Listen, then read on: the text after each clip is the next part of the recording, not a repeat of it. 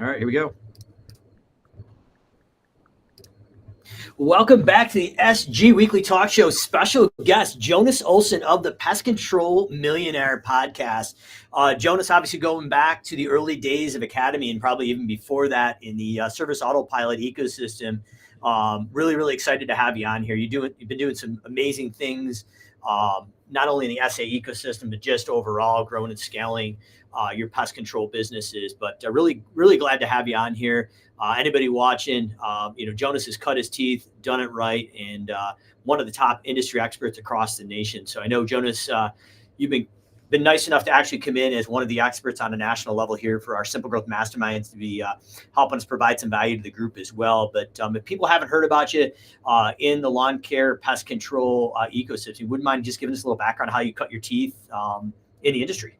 Yeah, sure. So, yeah, thanks. I just want to start out by saying thanks for having me here, Mike. Appreciate you. Appreciate your friendship all these years. Thanks for all the help that you've given me, too. Yeah, I started just kind of like everyone else, back in the day, knocking doors, didn't know what I was doing, and started mowing lawns in my grandma's backyard. Got a really good mentor along the way, got super lucky. That's how I feel. Give myself a pat on the back for putting myself out there. And then just taking what, he told me to do and kind of run with it. And then, COVID hit. We were doing like 2.9 million. Everything was going good. And then we got shut down here in Michigan. And I had to take a hard look at things. Like, I didn't know what the market was going to do. I didn't know when they were going to allow us to go back to work. Michigan was a really crazy little world we lived in there. Like, we literally couldn't do anything. And I'm not just one to sit around. I had to learn to pivot quick. And I just started driving down to Wisconsin. So the border from Wisconsin is 45 minutes. Over there, they were deemed essential at the time. We weren't here. And again, I had to make a hard pivot. Started driving down to Green Bay every single day, 4 a.m. Get there about 6 o'clock their time, and started knocking doors. Didn't know what I was doing. Just had to start back all over. But what I needed to do, Mike, was just I was losing cash. Winter came. We had enough contracts to get us through. But it was a light year that year, so we basically lose money breaking even. And so I was light on cash in the spring. And then COVID hits and now pushes out our busy time. We didn't know what we could do. So I was just trying to generate revenue. I didn't know what I was doing. I didn't know what I was going to sell. I was like, I'm going to go try this thing. And that was, like I said, late 2020, June, somewhere in there, July. Yeah, and I just went, yeah, go ahead. No, I was gonna say, yeah, it's crazy. A lot of contractors are stuck in the same situation.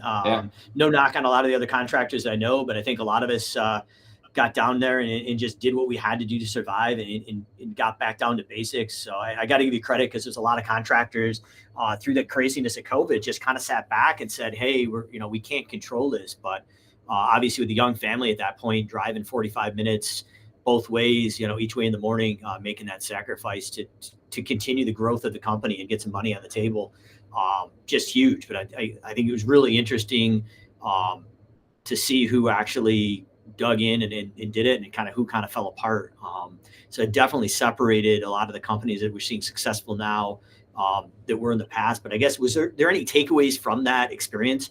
Because a lot of folks didn't do that. They just literally took the circumstance of what it was in their current area and just accepted it. Yeah, takeaways just like my back was against the wall, right? So when our back's against the wall, sometimes we just have to do the things that we don't necessarily want to do. And yeah, the 45-minute drive was actually a 2.5-hour drive. So it's 45 minutes to the border, but the closest biggest town was Green Bay. So I was driving about 2.5 hours every single day back and forth, knocking doors. And I didn't know what I was selling. I just went up to the door. I about threw up the first door that I knocked. I was on YouTube University just trying to figure out what to do. And I walked away from that first door, took a deep breath, walked back up, and I sold my first account. And it was a fertilization weed control account. And then I started to get a little bit better and better each day.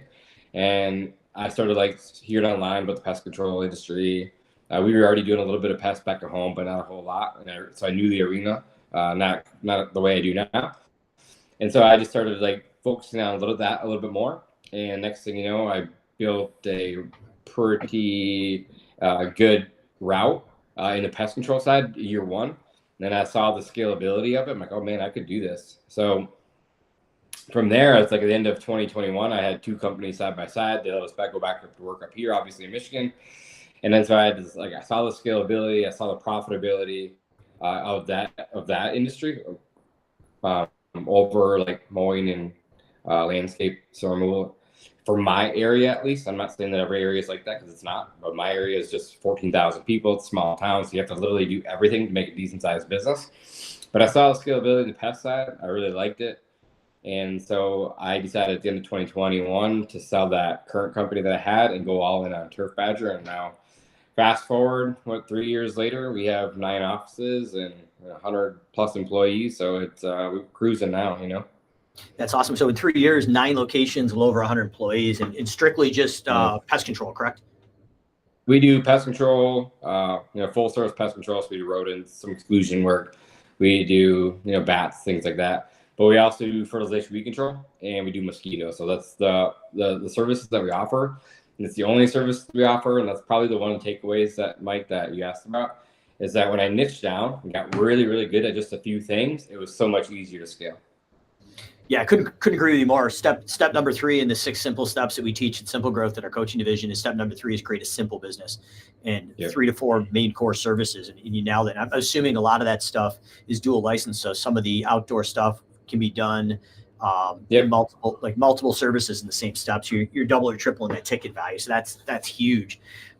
It's interesting, Jonas, you brought this up, and I guess backhandedly, I kind of want to get your thought, and I'll happy to share my thought. But the COVID process and everything that happened there caused you to shift, look at your model. Right now, there's a lot of talks about recession, the economy, that payroll protection money, and a lot of the other benefits that came out during that. It seems like our industry almost had an unfair advantage. Like literally everybody else was shut down for the most part, unless you're unlucky to be parts of Michigan. But there was literally all this money coming in from the government for businesses, and people were stuck at home with extra money coming in their pockets, and the things around their house, as far as landscape, fertilization, weed control, pest control, they're noticing that stuff more. They were literally spending a ton of money, and a lot of that actually, when it lined up in the consumer's pocket, lined up to our spring selling season. Right. So I'm kind of curious your thought right now, like, what are you seeing in the industry as a whole? I know holiday lights, from what I saw from working with hundreds of clients each month, took a massive hit. Snow removal had some issues. We can dig into that. Yeah. But what are your thoughts on the economy as it's laying now as a contractor in the lawn care, landscape industry, and pest control? Yeah, that's a great question. I'm like you. I network with, it feels like hundreds, maybe thousands of people in our network of all over the country, and what's going good, what's not going good, and there's a lot to do with it. Yeah, PPP money was there, so people had their bank accounts inflated, and if they were running a not so great business didn't know their financials then, and then they had this PPP money, so if they're losing money, they didn't really know because they had the funds in there to back it up. Well, now it's coming to a couple of years later, and they're right back to where they originally started. Now their money's gone. So that's part of it. So making sure you know your numbers is super important. But then I think the economy did take a hit on some things, not everything. I know that I heard landscaping is down across the board. I've heard that holiday lighting this past year was down. Then obviously over winter, people got hammered with the snow thing that happened across the country. No one really got snow, so they don't always say that they budget for snow. They kind of leave it there, but it's hard to start spring without any money. Obviously, you know that. It's the hardest time to get rolling. They're coming off of winter with no snow. If they didn't have any contracts, they could push any snow. Or if they did, it's like 1 or 2 snowstorms at the end there. And yeah, they started out with no cash in the spring, and it's just hard because you're paying for labor, overhead, you're paying for materials, all that stuff, and trying to catch back up. So yeah, it's I've heard a lot of people went out of business. A lot of people are selling for those reasons alone. So I don't think it's anyone's fault. It's just nothing we can super control. But yeah, I've heard across the industry. I know that fertilization weed control is up. I've heard that. I heard pest control is up the highest at like 18%. So a lot of things are still going really good.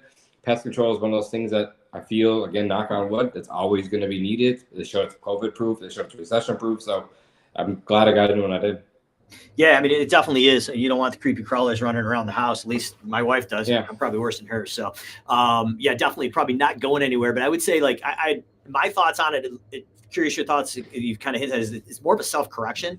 And the companies that are really hurting right now and that are pulling apart is the ones that don't know their numbers. That bank account balancing of if there's money in the bank, we're making profits. So like literally a lot of these companies weren't making bottom line profits, but they would get 70, 100. I mean, I've seen companies $150,000, $200,000 of payroll protection money that got thrown into that operating account. So it looked flush when it actually was not flush. But if you're looking at a couple metrics, like obviously going and scaling those different locations, is there certain, like if you were to boil it down to like 3 metrics, the top things that you're looking at in the business for success, like what would you be looking at as you're going out and going into this basically this trial period of like, self-correction? Yeah, there's obviously a lot of numbers that we look at, but the ones that I seem to focus on every week is our labor percentage. Like that's just super important to me. Like as far as like how the company's operating as a whole and where we try to keep our labor percentage at. COGS obviously is another great one that we're watching on a weekly basis. Like on we do this for every market that we're in. We're checking COGS, labor percentage every single day. Obviously profit, revenue, service that week. Again, all those, like aside from marketing and sales, like those are the, like we add on sold revenue, things like that. But those are probably the metrics that I watch the most personally. Okay. Very similar. We watch a Simple Growth and Simple Estimate now. And I guess what would your thoughts be? So this is one thing that I hear a lot, especially about of conferences or doing Facebook Lives or answering questions. Most contractors, when we talk about looking at those KPIs, key performance indicators, those key metrics, they're like, well, why would we have to look at that on a weekly basis? It's boring. I don't see any value in that. A lot of time, Right. Like, why would I need to do that if I'm consistently seeing it? That's actually my favorite part of the week, as boring as it may be, because I know everything's on track. But I mean, I guess what would be if somebody came up to you at the conference at the bar and said, hey, Jonas, you said you look at these every week. Well, I look at them and I've kind of gotten away from it because it's just boring. Like, why would I, if they're good, why look at them? Like, what are your thoughts on that? Yeah, just because they're good doesn't mean they're going to be good every single week, right? So they change from day to day, week to week. So every Wednesday at 11:30, I think 11:30, we are on our meeting for a company sales meeting. So we follow EOS really closely. So we're going through the same data every single week. And as soon as something's off, you can catch it before it becomes a problem a month later. So we're not checking these things monthly. We like to stay on them weekly to make sure that we don't get caught off guard. So I 100% agree that it should be checked weekly. Okay. We just got off, believe it or not, Wednesday's our day too. So at 9 a.m. Eastern, we get on that call and it's like a broken record. Very similar to the EOS model. We in our masterminds, we teach something called the elite methodology, almost identical, just a little more flexible for companies that are under 10 mil. But that cadence of just letting the leadership team own those metrics and communication has been instrumental in the businesses that I've owned and run, and then the guys in the mastermind and girls in the masterminds that are adhering to that. As we're kind of driving down, you've kind of looked at some of those key KPIs, how the market's probably self-correcting itself a little bit here, but probably people listening want to know, like, how did you go literally in 3 years to 9 different locations in that massive amount of about 100 employees? Marketing, lead acquisition. What's the approach? What would be your advice if someone's looking at this and they started to hit this rough spot? How do you go out and actually acquire versus paid and organic traffic? Like, is there a secret sauce that you've obviously rinsed and repeated? Yeah, I mean, I wish there was a secret sauce. I wish someone could teach me it for sure. There's nothing that's like that one size fits all, right? It's like that's what people don't understand about marketing. Like, you got to think marketing has a wheel. And in that wheel there's spokes, right? And if one of those spokes is missing, the wheel's not going to turn. So just every little piece of that wheel has to be put together. So it's everything from door hangers to every door direct mail to your Facebook, Instagram, social media, all that. Then we obviously do our online stuff with YouTube, and we do paid ads online as well. And obviously we added the door knocking aspect into it. So I would say all those pieces, those puzzles, just all have to come together. And then once you get the client in, get them onboarded, then upsell them into the next services, make sure that our client valuation is going higher and higher and higher. So that's just kind of the things that we watch on a consistent basis to make sure that client is worth X amount of dollars at the end of the year. So that's just how we've been doing it, is recouping our CAC right out of the gate. So that's been a big one for me, like not losing money right off the rip. Make sure that we're making money on every single client from day one. So, and that just goes back to knowing your numbers, to have people around you. Yeah, so you mentioned something called CAC, client acquisition cost, if people have never heard that terminology. But as you're looking at your client acquisition cost, that's what you're basically paying. So I think Jonathan Potoshnik of the Lawn Care Millionaire, not the Pest Control Millionaire, I like to be confused, but Jonathan used this great analogy of this vending machine with that ideal client inside it. And if it was $200 for a client, you throw 200 in, that client kicks out. I'm assuming that you've gotten into the analytics where you can literally go in and track per marketing source, or at least on average, what it costs you in your conversion ratios. How in depth, I guess, what does that system look like, ballpark, to actually go in and do that? Because I'm assuming once you figure out those numbers, it's this non-emotional, almost boring math game. Like, okay, for every 100,000 I kick in, this kicks out. I have a link that I can see live at every second of every day. And so the people who are listening that have marketing companies that you say, hey, where did my money go? And they're like, well, this one went to branding. This one went to, like, they can't really give you a new number. I'm sorry. And I don't mean to offend anyone, but get rid of that person. You need to know, especially if you're under, $3-5 million in revenue, like, you don't have enough money to go do brand awareness. I'm sorry, you just don't. So they're like, oh yeah, we're doing brand awareness thing on Facebook. Stop. We need to know the ROI of every single dollar that we spend. So I have a data box link that I can pull up at any second of every day for every single dollar that I spend on every single ad marketing that we do. I know exactly how many calls, how many you converted, and what's the client acquisition cost on absolutely everything. So it goes down to like having that data. So go find those people, get those analytics. You don't have them now. Because if you're getting, let's just say, like, let's keep it easy numbers, Mike. Let's say you're getting a lead for $50, right? And you're closing at 50%, so it's costing $100 per lead. Again, take that same vending machine model. Like, how many times would you put that same $100 in to get that perfect customer? So like, oh, I'm going to go spend 4% a month on marketing spend. I don't look at it that way. If I can get that same client out of the same vending machine for $100, I'm going to dump as much money as I can afford into that vending machine.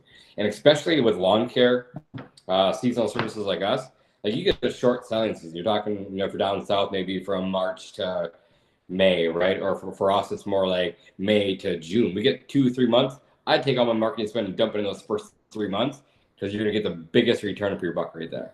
Yeah, like after Memorial Day, it's like a spigot. You just, the leads stop. I mean, there's got to be some, but you could spend $300,000 and it's just not going to amount to anything. So It's really interesting the way you're looking at that. And just to clarify, what Jonas is saying is, hey, if each lead costs him $50 and he's closing at 50%, 2 times the 50 is $100 on average. Each client's going to cost him. Now, you mentioned something a little bit earlier, Jonas, that I think is huge, because it's Simple Growth and Simple Estimate. Josh and Dylan, our 2 sales guys, like, we're tracking these numbers daily. At the end of the day, they're literally sending me either a Slack or through some automated reports, but we're going over this stuff to say if it fits within the line. But you mentioned something earlier that I want to kind of go back to, is it wasn't just the client acquisition cost, but how you go net positive on there. So, like, how long does it take to regain that $100 you spent? Now, what I've learned scaling a software company versus Simple Growth is a little bit different. But like your average software company, without mentioning names, but there's certain ones out there that it could take 12 to 18 months before they actually recover the cost of the client. So it's really cool, the industry we're in, lawn care, pest control, even hardscaping to that matter. How quickly are you seeing that you would actually recover the client acquisition cost? You're not spreading that over a season. That's a pretty quick return, correct? Yeah, we're getting day one, right? Like, that's our ultimate goal, is that after that first service, it's bought and paid for right then and there.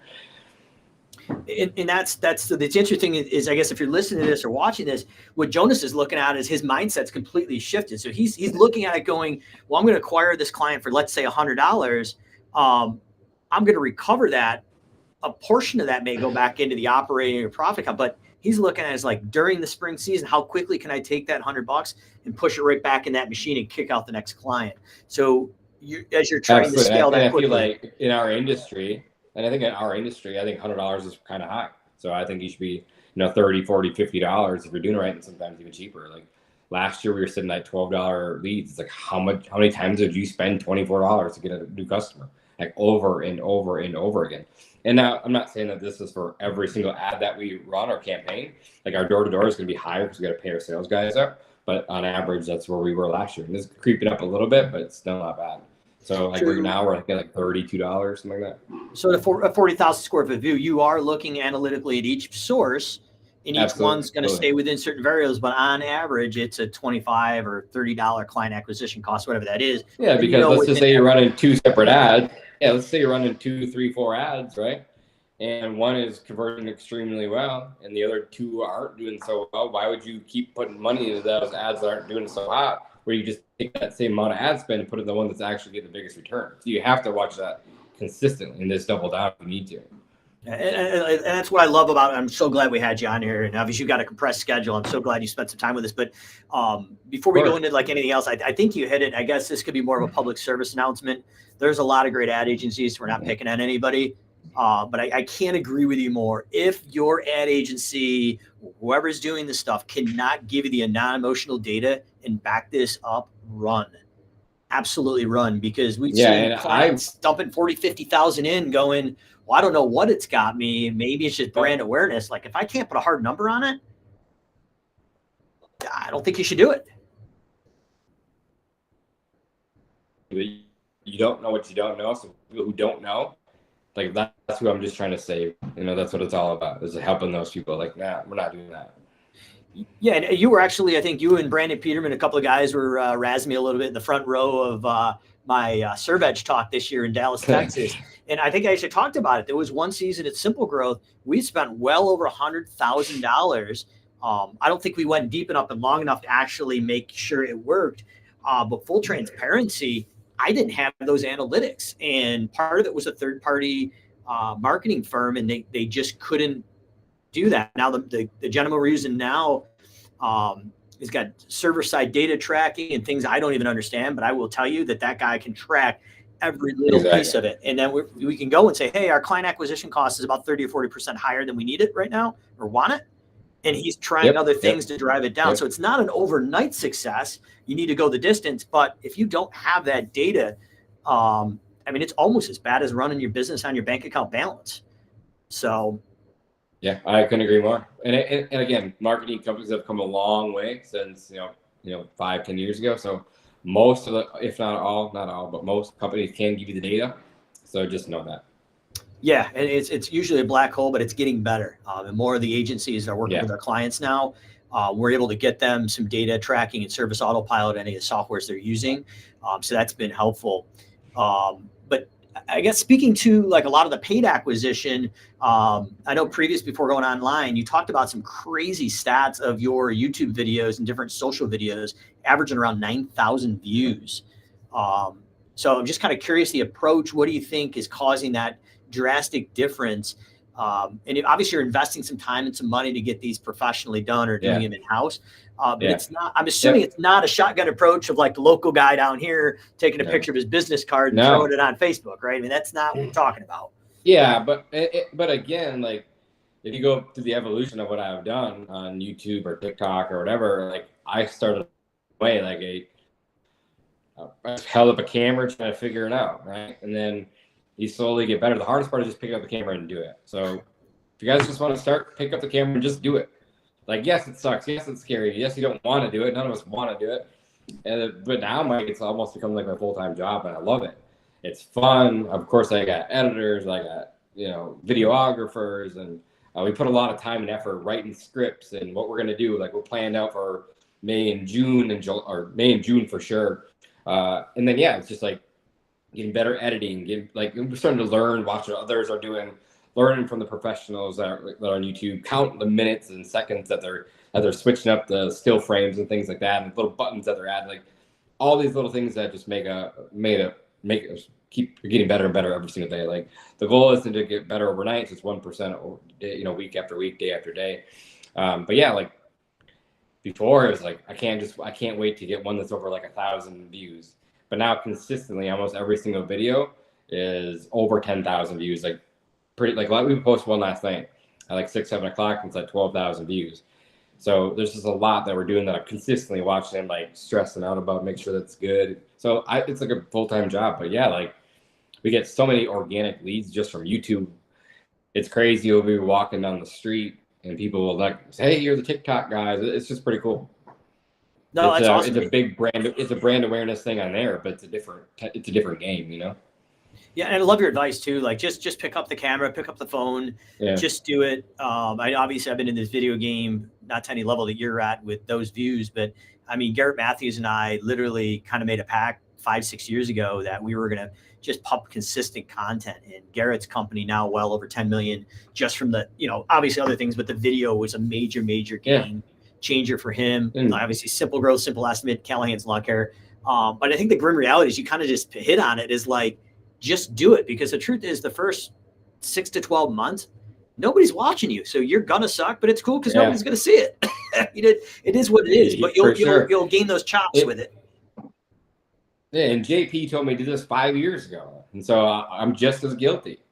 Like now 5 years later, I'm fine. Or 4 years later, when I started last year, I'm finally doing it. And I'm like all in. Now I know what he's talking about. It's pretty incredible, the power of social media.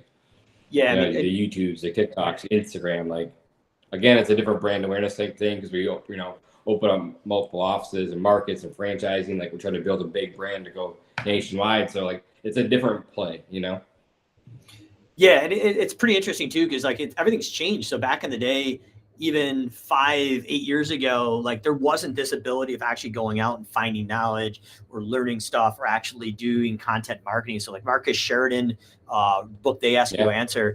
Yep. I think he was one of the keynotes at SA3 or SA4. But awesome. that was still like cutting edge. Like now it's commonplace. The problem is our industry has not adapted to it in a wholesale. They're so far behind. Yeah. So if you're watching this, there's a lot of time. Absolutely. Yeah. So I guess kind of. And I would just say, like, just go out there and do it. You know what I mean? It's hard, but it's not really hard compared to what, really, right? It's relatively hard, but compared to what, you're not digging a ditch 12 feet in a hole. You know what I mean? So it's not hard. Just go do it. Yeah, I think staying consistent is the hardest part. But I will tell you, like I've got back on my content game in the last 3 or 4 weeks here, trying to pump out at least 5 videos live, kind of like this, plus my team where I've got a video editor for about 20 hours a week, and I'm a part-time marketing person. So basically a full-time person. We should obviously expand that team. But I mean, at what point do you suggest someone should actually invest in the team? And at this point, I think you can just go out and literally, as long as you're focused, the value of a business owner, your job, in my opinion, at least, is literally to set the strategy, build the team, and deliver results. And hopefully within delivering results, you're not going to run out of money. But those are the 3 things that we're looking at. And if you're following that elite methodology, obviously lead with care. And I think most of us here watching that would probably do that. But none of that part of that leadership strategy talks about going out in the field and covering the guys, no call, no show employee. It's not fighting the fires. It's building the team and delivering the results. And delivering results, I think a lot of it now in this game is being a content expert, because when you do that, Jonas, I'm assuming that you're seeing that you're able to charge a higher price and your sales cycle is shortening because you've educated them so much that they know what's going on. You've answered all the concerns and issues up front before they ever get to your sales team. Yep. And that's exactly the strategy behind it. And then, like further thinking ahead, the way I look at it is, if let's just say I do go sell this thing someday, how much bigger of an evaluation will we get because of this content, this page alone, YouTube page? Like, it's going to be incredible. I know that already. I mean, and then the brand deals on the side that you can get, that people are already reaching out, sponsorship. It's wild. It's a crazy little spot to live in. And it was never like on purpose. It just something that I was told to do, and I started doing it, and I recognized, oh man, this is actually working. I think I told you before, I think we gained like 9,000 subs on YouTube in like the past month and a half, something like that. So it's growing fast. Yeah, we need to talk offline. I got to grab some notes out of your notebook. I mean, I don't think I've even announced this publicly, but just the content we've been pushing at Simple Growth now, in the last 2 weeks, maybe a month, we actually got notified by Facebook to monetize. The ability to monetize, we haven't, but the ability to monetize, because the amount of views and interactions and shares of providing the content with the Simple Growth Facebook Lives on a weekly basis, that actually has hit the algorithm where that's going in. So I'm not looking as a monetization thing. To answer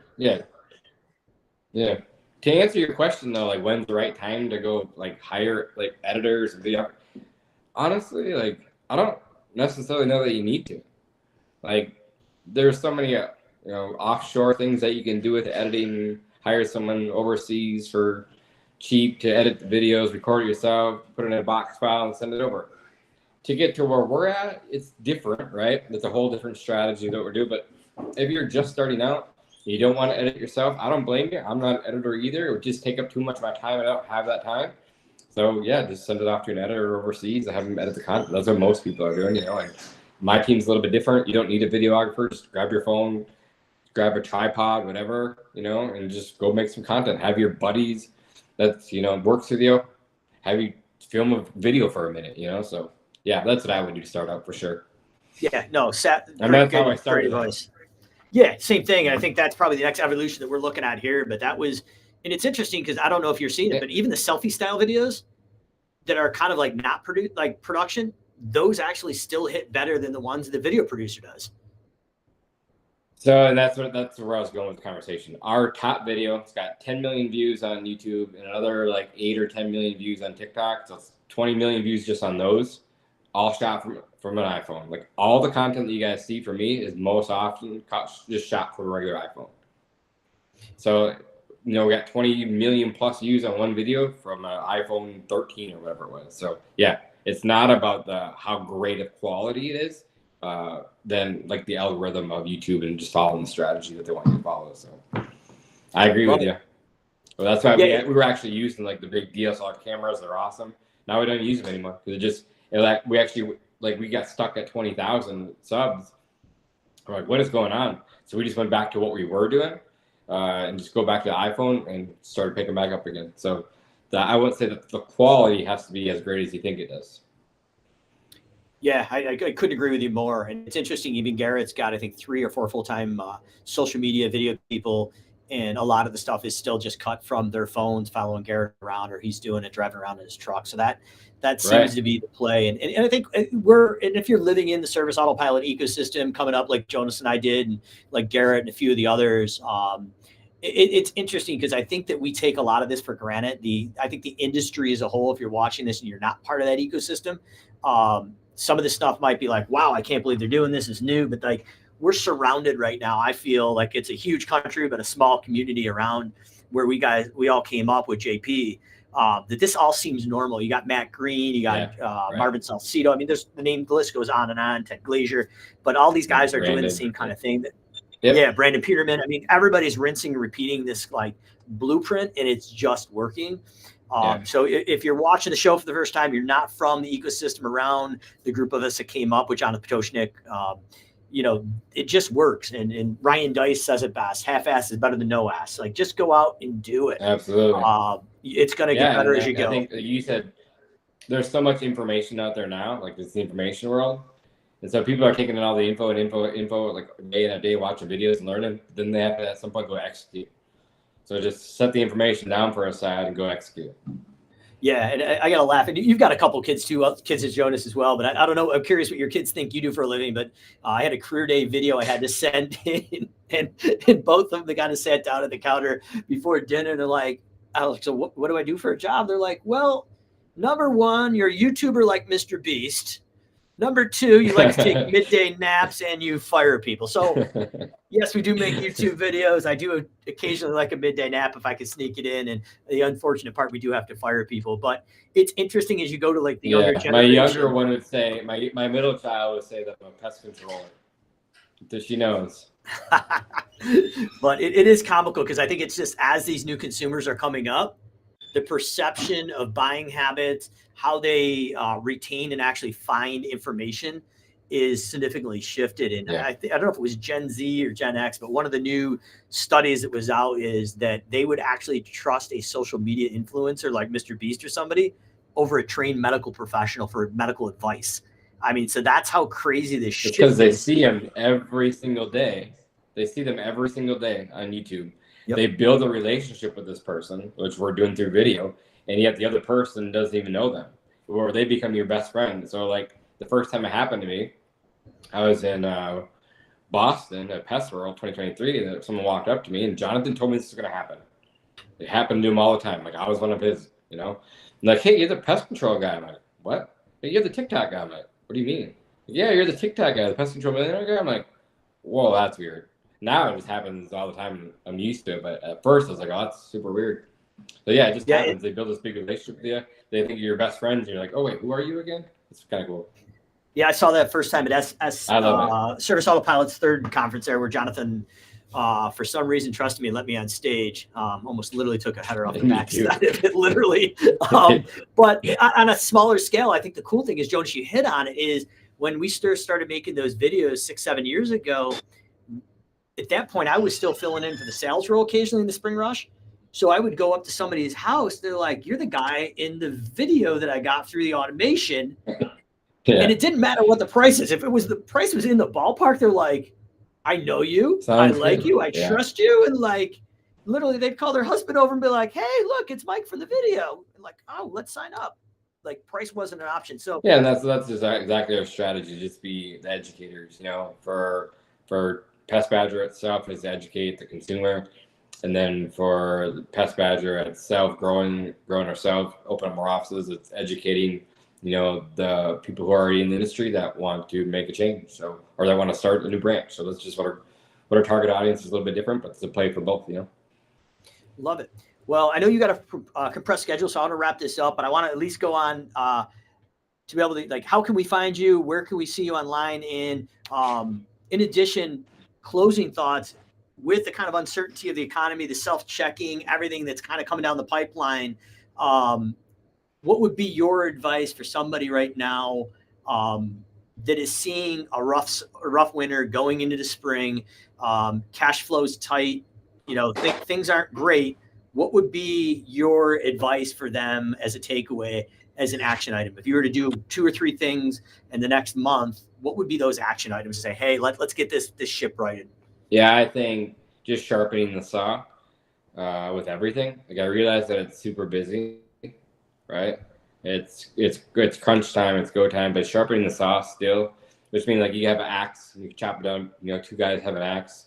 One guy's out there cut down 10 trees. The other guy goes out, cut the same amount of 10 trees, but then the 11th tree one guy stops, sharpens the saw, and the other guy just keeps going. He gets like this 12th tree and it stops. The guy just picks up his axe and hits another 10 more, right? So it's that same analogy, but within business. Okay, make sure that your cogs are in place. Make sure that your budget's in place. Make sure that you're being profitable on a daily, weekly basis. Like, make sure you have all those ducks in a line before you get through the busy season. Like, I get it. It's hard. It's so easy to say, hey, we're going to push off this meeting because it's so busy. Trust me, I've been there. I get it. But having those EOS meetings with your team, make sure everything's on track on a consistent basis is probably one of the biggest things that I learned. And just building a great team around you, for sure. Awesome. And Pest Control Millionaire podcast, websites, YouTube channels, where do we find some of this amazing content you've been pumping out there? Yeah, you can, if you go search Turf Badger on any social media platform, you'll find Turf Badger stuff, kicking out content. And yeah, search Pest Control Millionaire. You'll find a lot of the podcast, find the YouTube page, TikTok page there. Our goal is actually going to start merging the two over the next few weeks. So that's going to be interesting to see how that plays out. Super excited about it though, but these guys get paid way more money than what I do. So that's why we pay them, because they're the experts. And again, that brings up another good topic, Mike. If you don't know those numbers, you don't have those people in your network, just reach out, like, to someone who's in front of you that's doing good things that you want to emulate. Send them a message. They will always respond to you.